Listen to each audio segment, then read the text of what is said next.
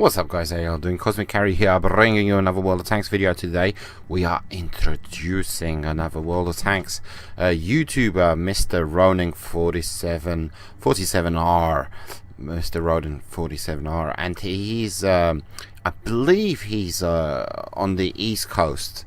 He plays on the East Coast servers, if I remember correctly, speaking to him.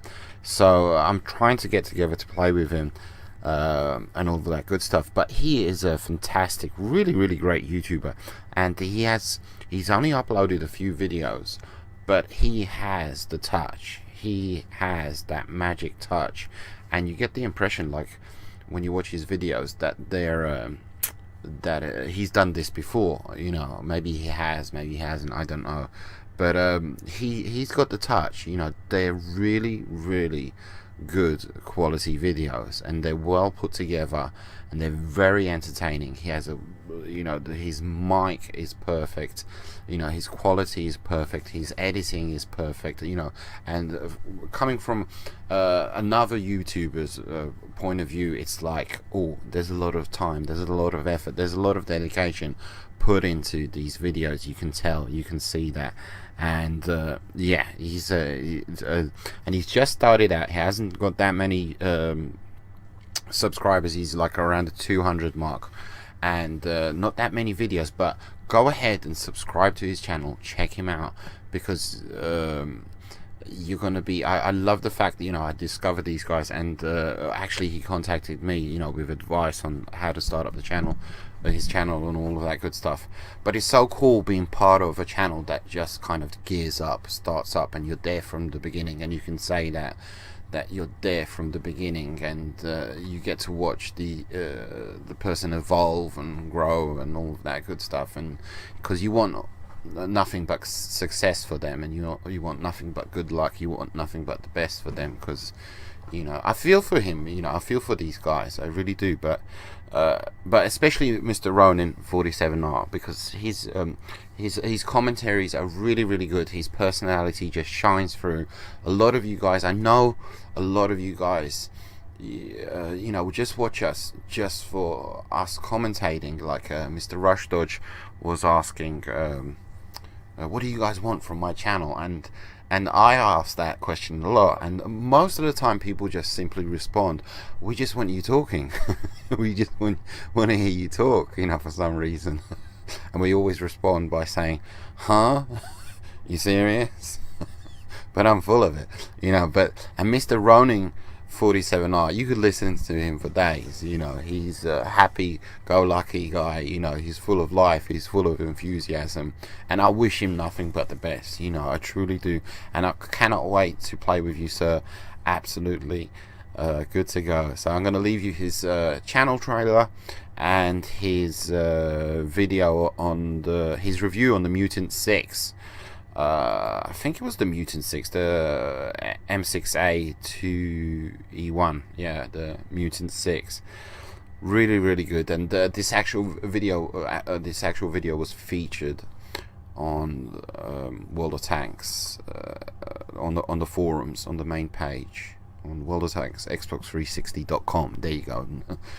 So good to go. Check him out, subscribe, make sure you subscribe, all of that good stuff.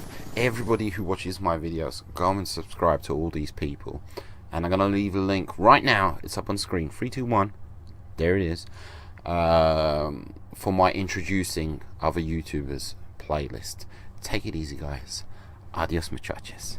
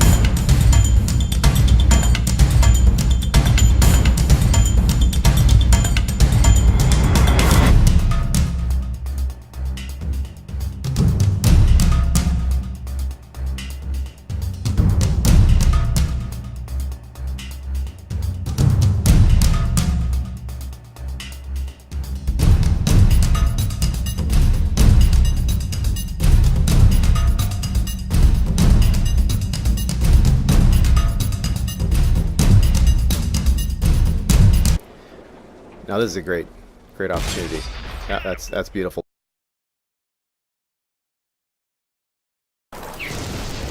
Victory is ours!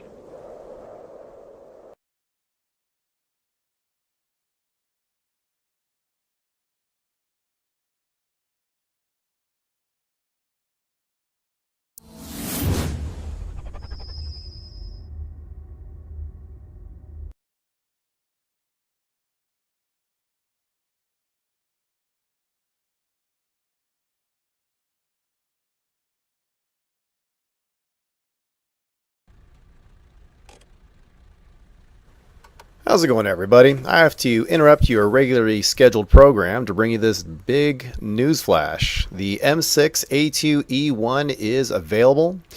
I am purchasing it this morning. It came out last night at midnight, and you can see here in the shop the information that they put on the right-hand side, little tidbits there, and then I'm showing you what comes with the purchase. It costs 11,000 gold, but it comes with some equipment, a garage space, the 100% qualified tank crew, and now what I need to do is just go ahead and arrange the tanks so that you can see the Tier 8 American tank, the new one I just purchased. I also want to show you the T-32 and the T-29. But before we get there, I can't help myself. I mean, this thing is really cool. I've seen it before when I was doing the super testing, but you know, to have it on live is a different animal. It's in the garage now for keeps. It's just really cool looking. I was a big fan of the T1s, the M6, and that's what the hull is, so it's very cool. And then it has its related version to the T29 turret. On top of that, you have a really nice 105mm gun, so it's really cool. Before we go ahead and play with this thing and see what it can do, it's just a habit. I got to take the crew that it came with, start them on their skill. I don't know why I do that, because I'm not even going to use them. And then I'm going to take out my good friend Mr. Fox here. Fox is my very first American tank crew, and he worked all his way up to Tier 10. So he has about 9 skills with one he's working on. So to really see what this tank can do, I got to put that crew in there so we can really look at the tank and not have it hindered by not having the skills and whatnot. So now that that's done, let's go ahead and go to the next step.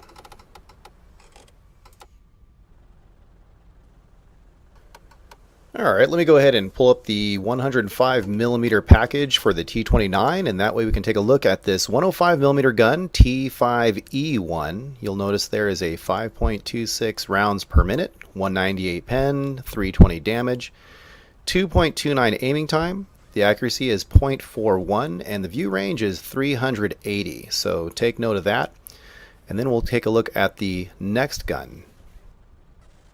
Alright, now in the past I've sold my T-32 and I have yet to purchase it back. So in order to take a look at that module, I'm going to go through the tank tab and look at that 105 module itself for the T-32.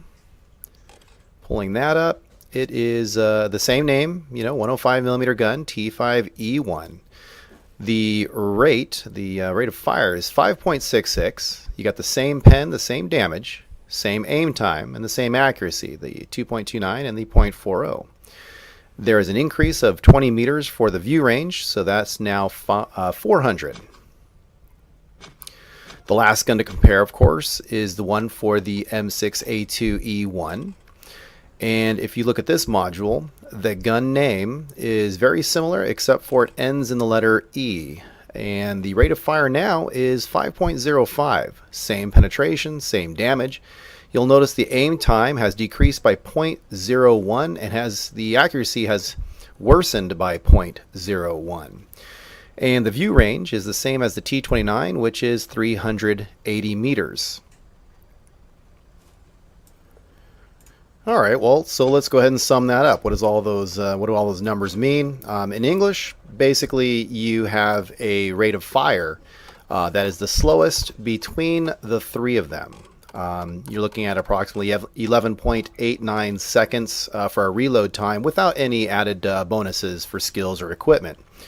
As far as accuracy is concerned, nothing to brag about, but then again, it's the same as its peers, or close enough for this conversation. And then aim time, it's an average, respectable aim time. So definitely not a need for a GLD. Furthermore, I'd like to add that once you do have the vents added, and you have your gun rammer, and you have your 100% crew, you're shaving off a couple of seconds on the reload time.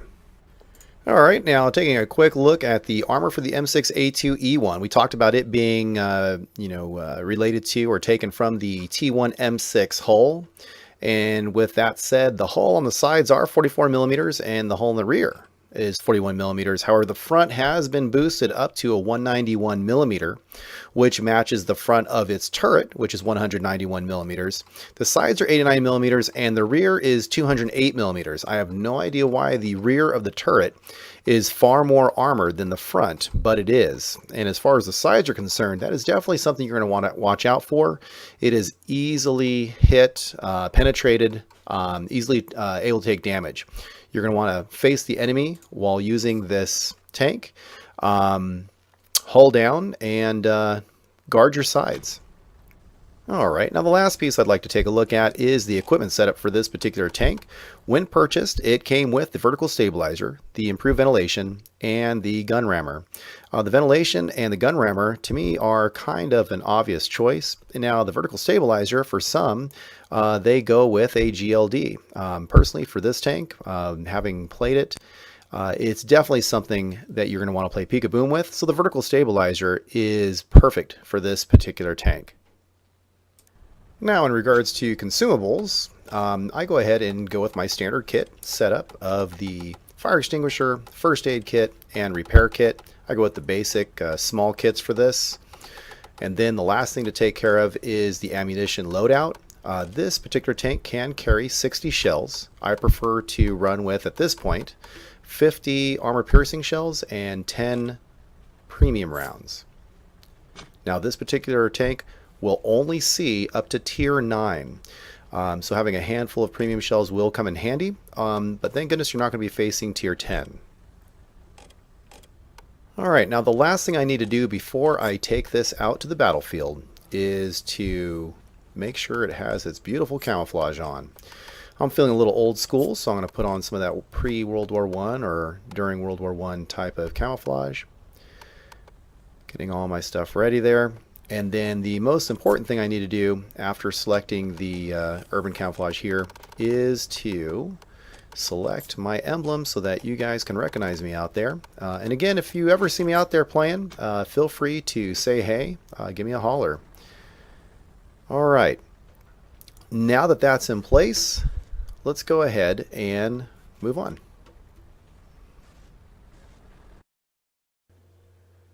All right, fellow tankers, the first game in the M6A2E1 takes place on El Hallouf, and it is a standard battle. And when I say it's the first game, it literally is my first game in this tank. I have played it a few times on the test server, but that was maybe 3 games or so. But on the live server, of course, things are a lot different. People are not spamming gold, and this is the finished product.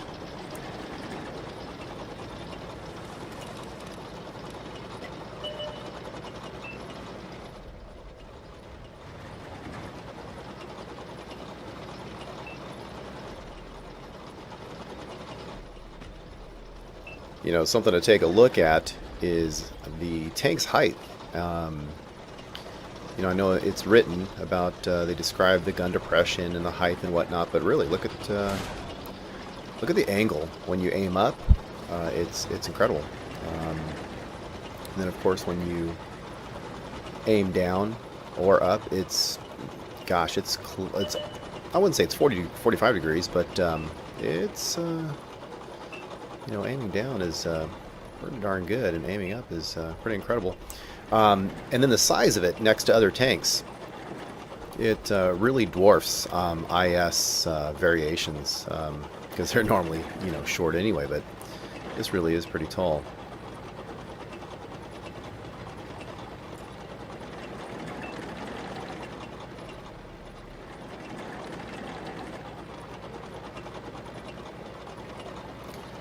You kind of get an idea of the speed that this tank drives forward in.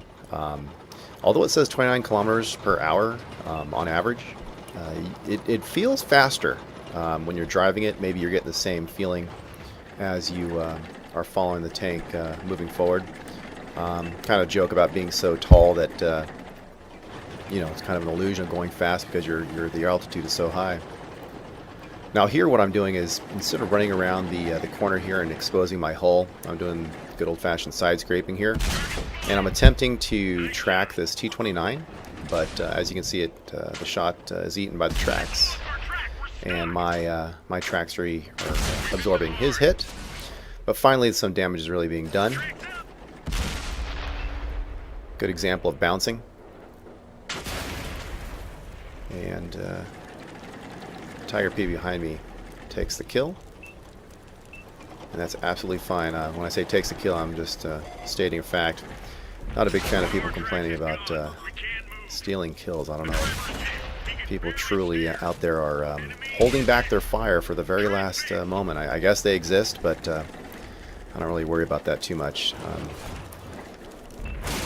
Now look at the height.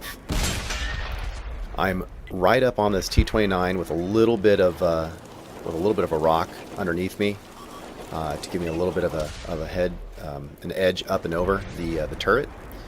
But the shot went through. Went right over the dead T-29's turret.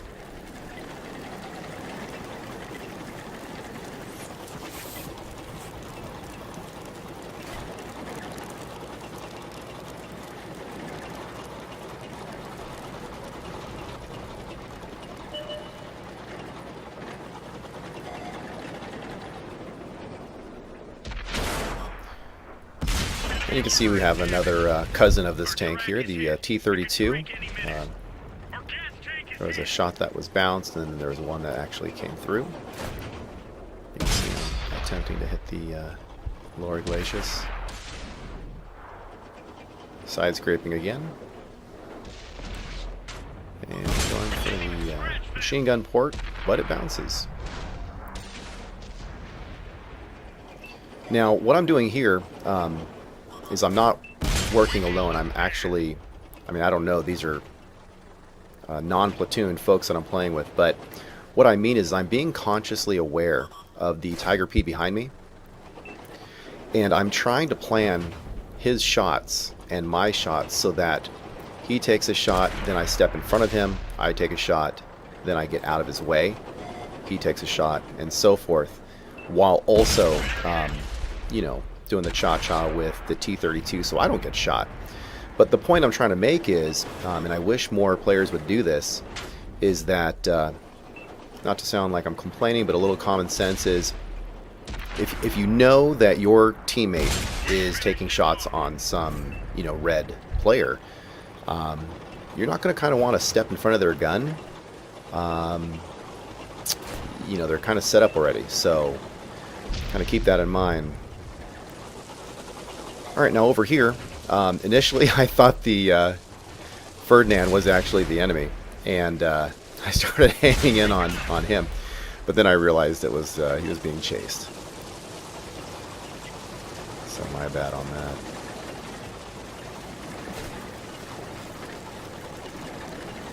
Now you can see going downhill, it did pick up some pretty good speed there. And here goes the IS running away, and this is exactly what I mean. I'm lined up, my reticle is getting smaller, I'm getting ready to take a shot, and then you have Johnny, average public guy, that just drives right in front of me, and then I have to reset the whole move, and then it wastes time. So the way I look at it when I'm playing my games, and this is just a me thing, is, sure, it's fun to get the kills, and it's fun to rack up your points and whatnot, but the bottom line is that you're going to do better off with your scores, if you want to look at it from a selfish standpoint, if you work for the betterment of the team, because you will do better score-wise if the team wins and if you survive. So if you can work together with your teammates, it's a better strategy than just trying to be the Lone Ranger on your own, trying to maximize your kills and that sort of thing. Now right there, I was going to cut that out, but I left it in there, and what happened was I forgot. I was so excited with this tank, you know, because like I said, it's my first game, and I immediately went to recording and wanted to play this tank. I forgot to change the settings for the Xbox Live communications, so while I'm filming, I don't like to have messages popping up and friend requests and all that kind of fun stuff. Also, too, I don't like to record the voices of the other players because I don't know what they're going to say, and you know, I'm trying to keep it a family show, and also, too, it's not really a part of you know, the review itself normally. Now, this is a great opportunity. That's beautiful. This is really shows the accuracy of this gun. Doesn't always follow the written stats. You know, this is supposed to be what, a .41, I believe, accuracy, and here you go. You have a nice shot all the way across the valley. But my point is that when you're also playing with randoms, and I don't mean that in a bad way, but just folks you don't know, you know, you get what you get, and there is some player was having some crazy loud annoying sound going on, and they weren't taking care of it, so I had to, in the middle of the game, mute them. So, you know, you can see here with the score, 126,000 and change is not bad. I know there were some bonuses that helped out with that. You're looking at 6,000 plus on the experience. The raw experience up there is, you know, near 1,500. So not bad. Not bad for a first game. I'm still learning this tank, but it's a lot of fun.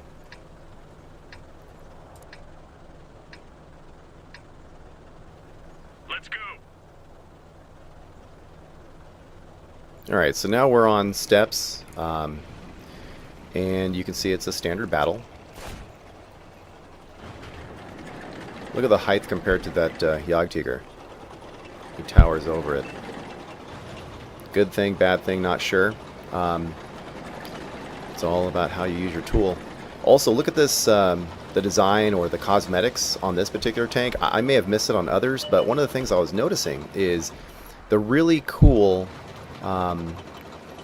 used look, for lack of better words, on this tank. Yes, it's painted, but it looks like there are some scratches and some wear and tear on the tank that are not battle damage, you know, from the in-game of taking hits, but just kind of being scratched up and whatnot over time. And I thought it looked really cool, and I look forward to seeing what this game looks like on Xbox One, but that's a conversation for another time.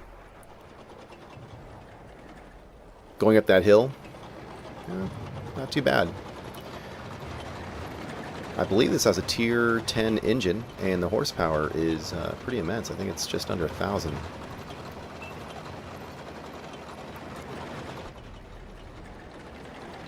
Alright, and some of the things you might notice I'm doing, like some of the hills or moves that I'm making, is you know, yes, I'm playing the game, but I'm also just kind of seeing what this thing can do. How does it behave in certain situations? Perfect example of hull down. Remember, you are not invincible by any means. I don't care what tank you're driving. So you can be confident in this, but don't be overly confident. The commander's hatch is definitely pinnable. It's nicely small, but it is reachable by the enemy. Nice spot for this tank right here that I accidentally found here in this, on this map. Trax ate that hit twice. Enemy exposed. So you're looking at 250 meters away.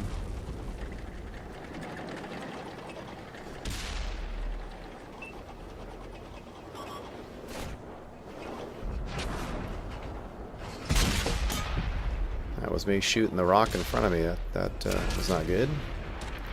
Here's a tier 9. Nice. I like it when I get lucky.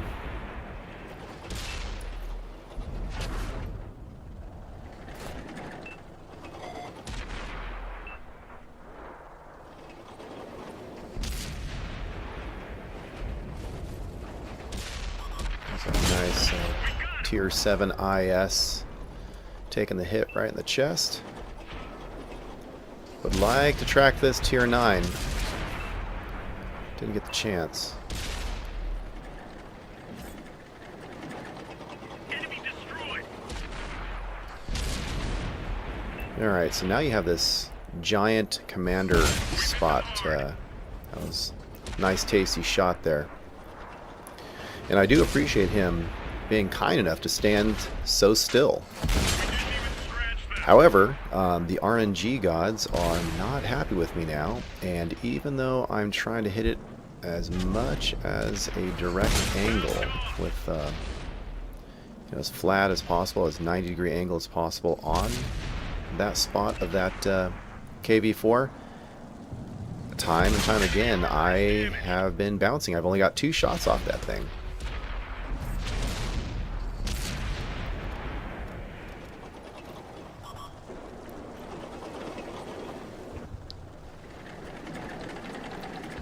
I'm also trying to keep in mind that there is 1 artillery on the enemy team, so I have to keep moving. Now this is my twin, way off in the distance, so it's kind of nice to see what does this thing do against itself. You can see the treads are eating the shots. It's trying to track them.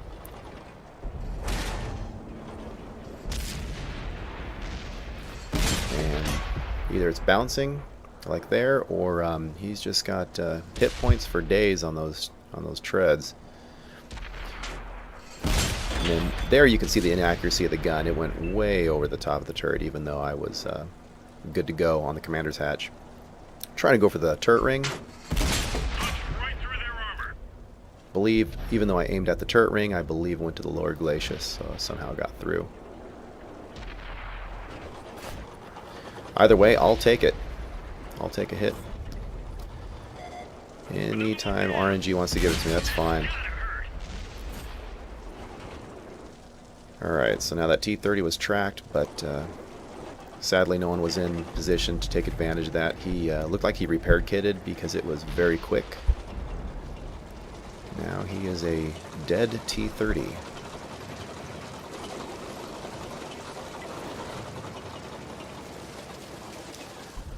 Slow going up the hill, absolutely, but not as bad as some other tanks, some other premiums. I'm really happy with this one. It seems like for a premium, it is really close to its peers. Now this is where I'm salivating, so I'm trying to pedal as fast as I can to get over there so I can get 1 more hit. If I'm lucky, heck, a kill, but just love to get a little bit more damage on somebody. Hello. And he bounces because he moved. How dare this guy try to stay alive? It's so rude. Yay! And the crowd goes wild. Happy days. So like I said, I'm really happy with this tank.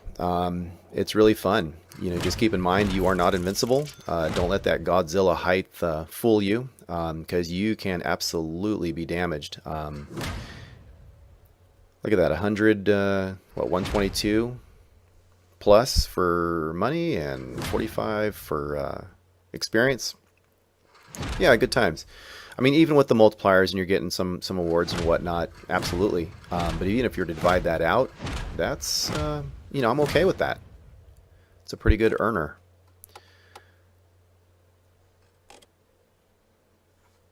And you got, looks like, what, almost 1,800 for the raw experience. Good game.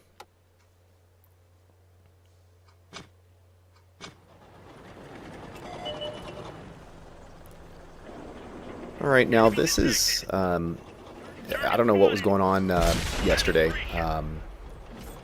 but I was getting the steps map out of about 13 games, because that's about all I played.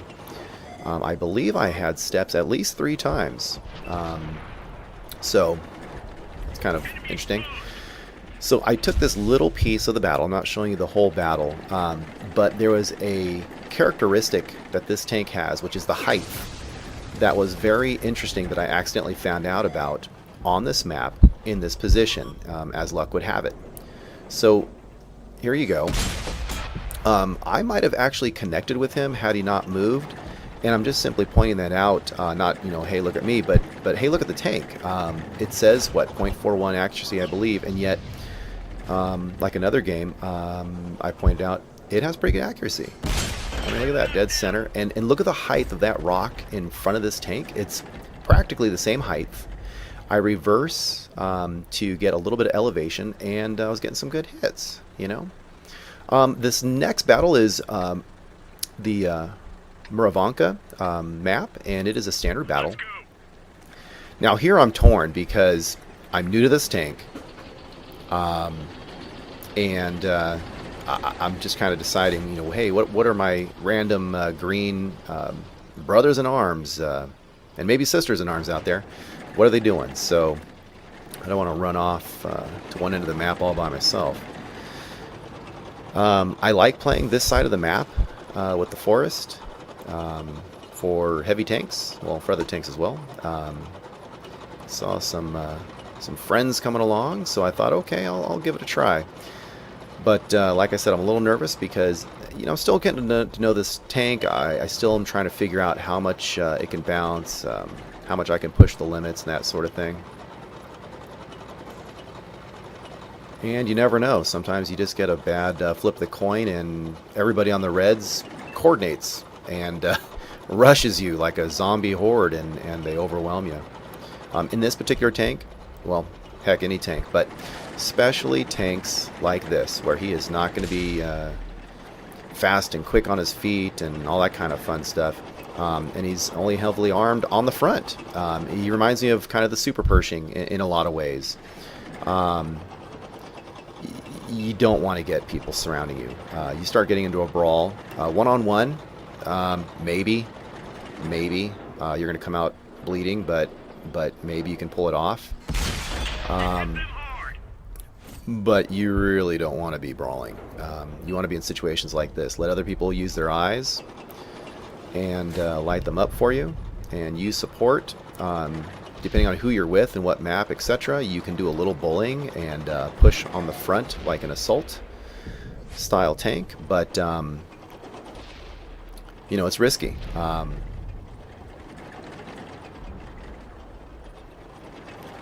Here I am playing with the gun depression, jockeying for position, trying to figure out what the Reds are going to do.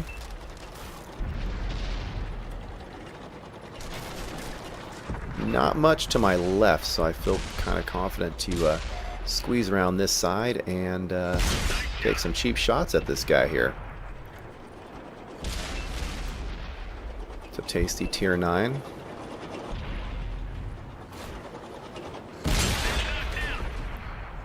Alright. Good times. Just trying to help out my my cousin there. Mr. Green Tiger 2. We're all family. We're on the greens, aren't we? Alright. Anything else I can clean up with? Just trying to help out. No, it's a fun tank. It really is. I'm biased. I love them all. Okay. 99% of the tanks, but this guy's pretty fun. Pretty fun. High fun factor. Now this is that T-25/2 that I punched in the face at the very beginning of the round. Doesn't look like he's taken any other damage since then, except for just now. Now we're racing. Who's gonna get the last shot off this guy? We're racing, and you know, the reload time, the aiming, it's a really good tank. I'm really happy with it. Alright, so we've exhausted all the enemies on the east side, and we're looking at 530 meters.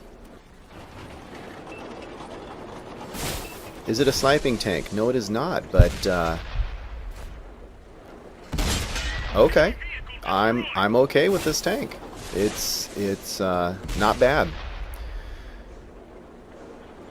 Now here you got the Super Pershing. And again, as we were talking about, from the side, he is very vulnerable. From the front, he has some pretty cool armor, but from that side, over 500 meters away, we're whittling him down.